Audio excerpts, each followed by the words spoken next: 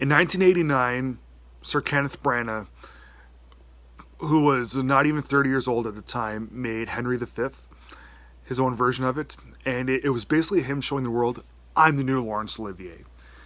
And I very much agree with that. Kenneth Branagh, 2 years after Olivier passed away, showed that he was like pretty much the second coming of Laurence Olivier.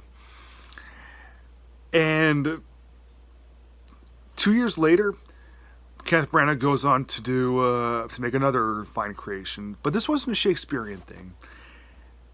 So, in 1989, he said that he was basically him saying that he was the second coming of Laurence Olivier, and in 1991, he does that again, showing that he was pretty much the second coming of Alfred Hitchcock. Now, when I say the second coming of Alfred Hitchcock, okay, you got Brian De Palma, who's another big suspense, thriller, mystery sort of director.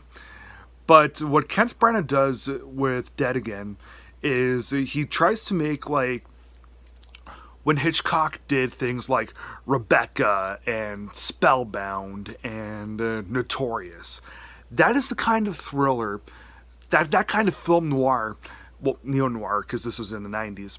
That's the kind of film that Kenneth Branagh really tries to do with Dead Again. This isn't entirely a film noir, because about half the film, well, not even half, like more than half the film, takes place modern day times. It deals with Emma Thompson, who is mute, and she's having these recurring nightmares and they just keep getting more and more real. And Kenneth Branagh is this sort of regular guy. He plays an American in the film, which is kind of cool. He's sent to investigate things, and we end up seeing that maybe they've lived past lives. We do see it's quite obvious that both Kenneth Branagh and Emma Thompson did live past lives. When we see the lives that they were in, like 50 years prior, it's quite cool stuff. Kenneth Branagh's character in that past life, he doesn't really do a good job in doing his accent. But you know what, that's fine. It, like everything else in film, really makes up for that. And the whole idea of like the film noir stuff in the past lives, really, really fun.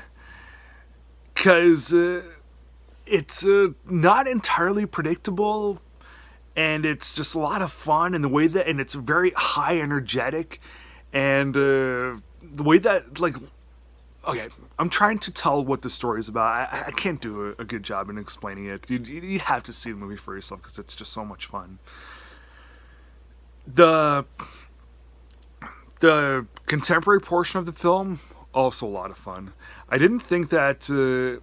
Well, no, actually, yeah, I would call both the contemporary portion of it and the film noir portions both equal in terms of greatness and excitement. Though there is one flaw in the film that I found, and that's basically when and you know, I assume that I have a problem with this quite a few films. It's the twist in the film. The twist in the film I thought was kind of a bit forced, like they needed something. It was. Okay, it felt like it was something that Kenneth Branagh himself wrote, and not something that the characters themselves were getting into. You could tell that it was very written and a little bit stagey and sketchy. But you know what? Whatever. This film rules. It is one of the best neo noir films. One of Kenneth Branagh's very best films that he's ever done and will ever do. Yeah, I love this film. I'm going to give Dead Again from 1991 3.5 stars out of 4.